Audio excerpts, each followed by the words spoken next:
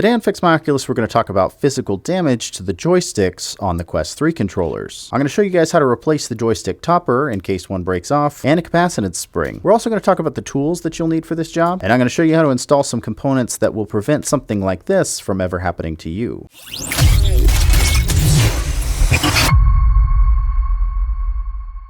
Alrighty guys, welcome back to Fix My Oculus. This is the channel where we repair, tear down, and fix all things VR. And today we're going to talk a little bit more about joysticks. Joystick drift is by far the most common issue that these controllers or any Quest controllers can have, because all Quest controllers come standard with this joystick module, which is just prone to wear and tear over time. But I've already made a lot of videos about how to remediate joystick drift and how to install new joystick modules, so that's not what we're talking about today. What we're talking about today is physical damage. What happens when your joystick topper breaks off, or when it comes off with such force that it actually pulls the capacitance spring out with it and damages that too. Before we go any further, if you've not had a chance to like this video and subscribe to the channel, it always does help us out. I'm always doing my best to bring more information about VR repair and maintenance to the masses so that people can keep playing VR and doing what they love. Now for this repair, we are going to need a couple things. Neither of these controllers has joystick drift, so we're not going to replace the modules today. We're just going to replace the toppers and the capacitance spring on this side. So we will need a new capacitance spring for this repair, and you'll need a couple joystick toppers. But I'll be honest with you, I really don't like the plastic ones that come on the Quest controllers. I've recently been using these aluminum ones, and whenever I get a controller in like this, I always recommend them to my customers. Because number one, they never break, so this sort of thing won't happen to you. And number two, they don't wear out the same as the rubber plastic ones. The textured top that lets you have that fine control on your joystick, it just never wears out, and I really like that. Because they're machined aluminum and not plastic, the tight around the module itself is a little bit of a squeeze, but they do definitely fit on there. You just have to press a little harder during the repair. And for this particular repair, the customer did request the clear faceplate covers as well, so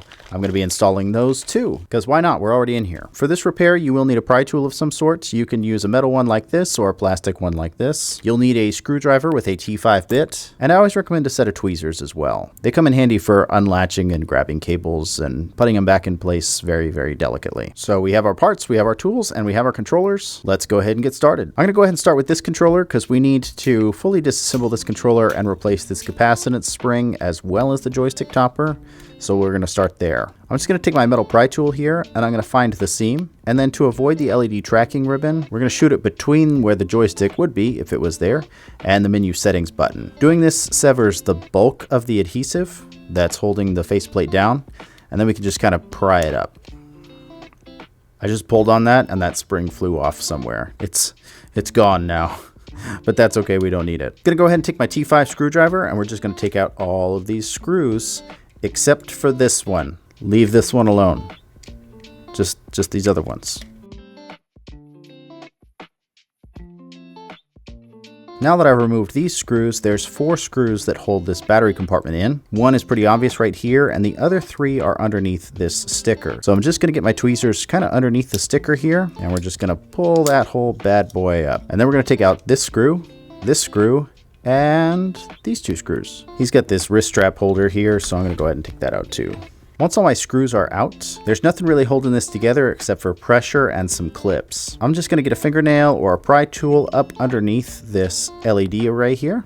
I'm gonna create some space there, and then I'm going to depress this section of the controller where the side grip is, and that creates a gap. By creating that gap, we've unhooked this front assembly from the side piece here. See that little hook sticking out? And so now we can just pull this side grip portion out from the top to the bottom. Or eject it, whatever works. There's 2 cables that I need to unplug. One is the haptic feedback motor, and you can just kind of take your fingernail and find the seam there, or a pry tool, and pull that out. And then we're going to take our tweezers here, and we're going to pull this antenna out. And now this front section can just come off, like that. I'm going to get my pry tool in here, and I'm going to undo this battery latch. It's a very, very delicate mechanism, so just be careful with it. And now that that battery cable is unlatched, I can go ahead and remove this final screw from the faceplate, which enables us to take these things apart. Trigger mechanism is just held in with this rod here. So I'm just gonna take my screwdriver and put a little pressure on this side. Sometimes it takes more force, sometimes it takes less force, kind of depends on how much grease is still on there from the factory. And then we have 2 ribbon cables to undo, so we're gonna go ahead and take our tweezers and gently pop this latch and pull that out, and gently pop this latch and pull that out. And then I've got 2 screws that hold this motherboard into the LED array. And finally, we can take the joystick out. We'll go ahead and take out the 2 screws that hold that in. And out comes our little joystick. And we'll go ahead and take what's left of the capacitance spring off. And we'll go ahead and put our new one on. And then I'm going to take one of my aluminum machined joysticks, and we're just going to set that down on top. And now we'll set the joystick back in there. Make sure that your capacitance spring is facing in and your connector cable here is facing out. Now I'm going to put my motherboard back on, and it's pretty easy to line this up. You just need to line up the springs with where the buttons go. And then we'll put a screw in here, and our second screw goes in here. Go ahead and grab that ribbon with your tweezers and set that back into its connecting latch. And then same thing with the joystick here. We're just going to kind of feed it in, guide it in. Do not force it in. I see a lot of broken latches come through here. Now with the trigger, this can be kind of tricky. We want to make sure that this part of the spring is resting on this brass pad here. We're going to go ahead and line that up, and then we're going to take our metal rod, and that should just slide right through, just like that. The battery compartment needs to be lined up in a specific way in order to fit properly. There's a little tooth right here and a little groove right here. We're just going to marry those two and push them together. If it's properly seated, it should just hold here without a screw. We're going to go ahead and put our screw in anyway, but that's a good indicator that you've got it lined up right. And we'll go ahead and put this screw back in so it doesn't go anywhere. And then we're going to go ahead and place our battery connection cable back into its latch. And then we're just going to flip that latch down ever so gently. Cool. If everything's plugged in right, then I should be able to put a battery in this and get a light, which I do. So now we can go ahead and put the rest of the controller back together. For this front portion, just stick the trigger straight through the hole, and this should kind of clip down a little bit. You'll know when it's seated because everything's kind of flush here. We'll go ahead and reseat this antenna, and don't forget to plug it back into that clip there.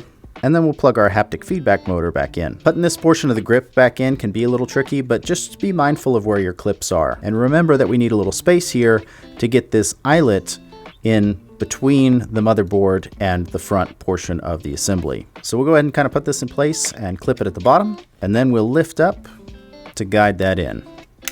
And that's looking pretty good. Now that everything's back together, I can go ahead and start screwing things back in. It's a lot easier than it is on the other Quest controllers because all of these screws are the same except for one. We have one long screw that goes underneath the joystick. After that, all of these other screws can just go anywhere there's a screw hole, and you won't have any issues. But it does need to be an actual screw hole. Not every hole is a screw hole. And now it's time to put on our new face shield. We have our actual face shield component here, as well as these capacitance antenna extenders and some adhesive. This one is the correct side for the left controller. So I'm just going to go ahead and face that up. Go ahead and remove this adhesive tape.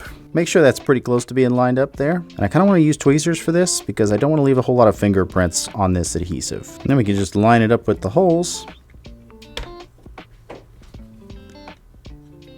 Let's set that bad boy on top. Because of the way that the standoffs are shaped and the holes in the controller, you actually don't need adhesive for this. It might help it stay on a little bit more if there was adhesive, but there's enough residual adhesive from the previous faceplate plus the standoffs going into the face of the controller that I've never really had an issue with it personally. That's one down. And I'm not going to make you guys endure a whole second controller repair, so we're just going to use editing magic to make these two controllers match. I'm just going to put this up here for a second, and there it is. Now it matches. Metal joysticks that never wear out, and some cool faceplates. They are kind of cooler in a dimmer room. Like they can really glow, which makes it easier to kind of find them if you set them down. And of course, a lot of people ask me if they improve the tracking, and that's kind of a difficult question to answer because I don't have any data to support it, and there's not really a good way that I've found to get data to support it. But anecdotally, just based on my experience, I do feel like they're better. And even if they're not better, they're still cooler. What do you guys think? Total upgrade or really not so much? But anyway, that is how you fix the broken joystick or the damaged capacitance spring on your Quest 3 or Quest 3S controllers. Let me know what you guys think down in the comments below, and if you enjoy videos like this, be sure to give us a thumbs up. But that is really all I've got for you guys today, so we will see you on the next one.